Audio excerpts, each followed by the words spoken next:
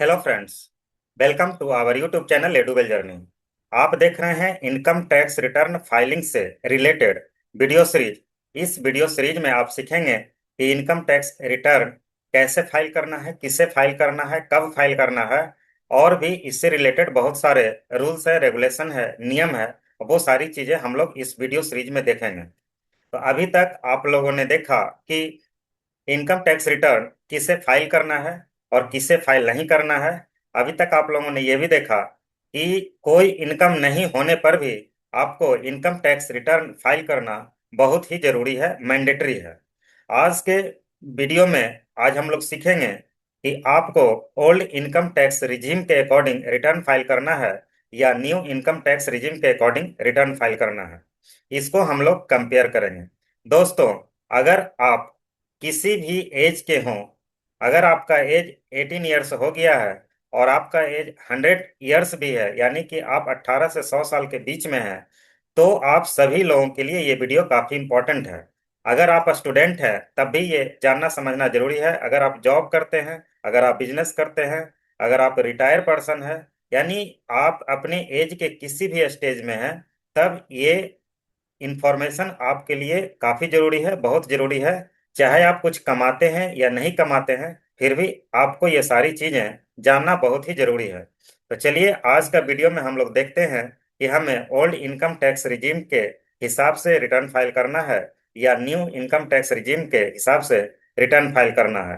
तो इसका एक ही क्राइटेरिया है कि हम लोग क्या करेंगे, दोनों टैक्स रिजीम के हिसाब से इनकम टैक्स कैलकुलेट करके देखेंगे, इनकम टैक्स निकाल करके देखेंगे, और जिस भी टैक्स रिजीम में हमारा इनकम टैक्स कम आएगा उसी को हम लोग ऑप्ट करेंगे, उसी को हम लोग चुन लेंगे, और उसी के हिसाब से हमें रिटर्न फाइल करना होगा। यानी कि ओल्ड इनकम टैक्स रिजीम और न्यू इनकम टैक्स रिजीम दोनों के अकॉर्डिंग हम अपना इनकम टैक्स निकालेंगे और निकाल करके देखेंगे कि उसमें से कौन सा बेटर है। तो बेटर वही होगा जिस रिजीम में आपका इनकम टैक्स कम आता है, वही आपके लिए बेहतर है। अब तो अभी तक आप लोगों ने समझ गया होगा कि ओल्ड टैक्स रिजीम में हमें रिटर्न फाइल करना चाहिए या न्यू इनकम टैक्स रिजीम में रिटर्न फाइल करना चाहिए।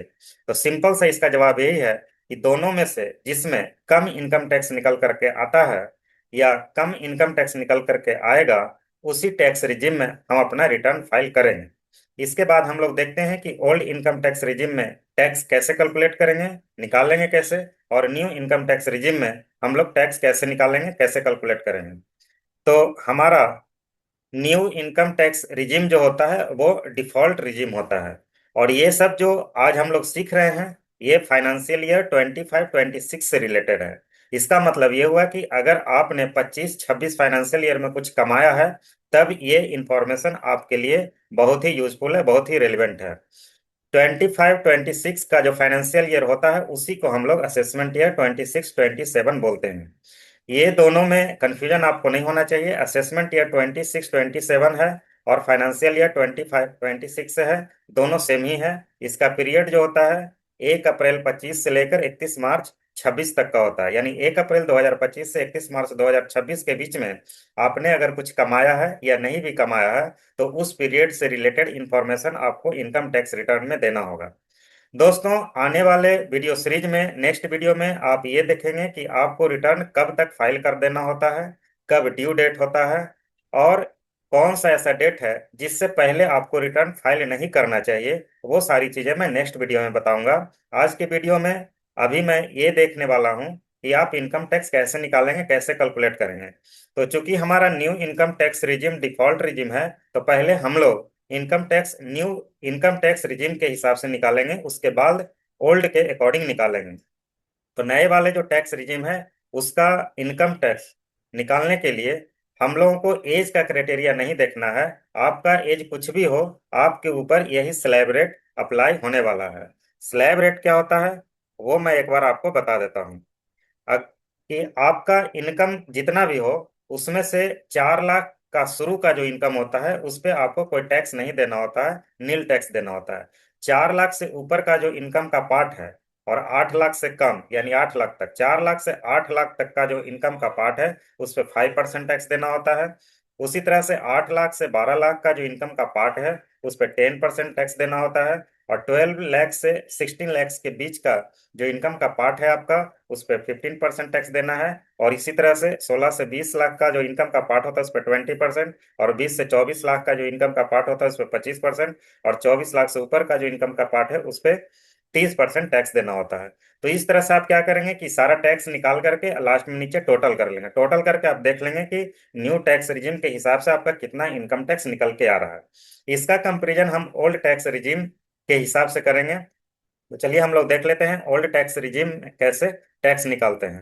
तो दोस्तों, अगर आप ओल्ड टैक्स रिजीम के अकॉर्डिंग इनकम टैक्स निकालना चाहते हैं तो यहाँ पे एज का क्राइटेरिया भी आपको फॉलो करना होगा।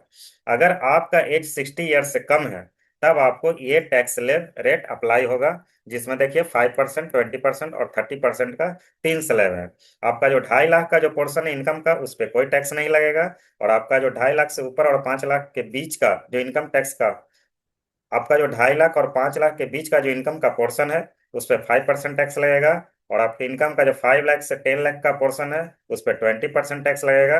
और 10 लाख से ऊपर का जो इनकम का पार्ट है उस पर 30% टैक्स लगेगा।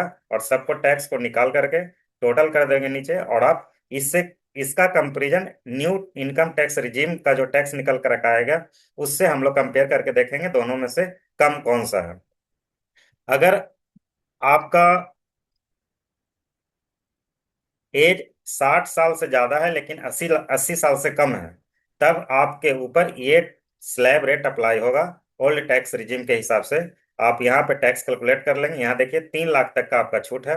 3 लाख तक का इनकम पे कोई टैक्स नहीं लगेगा।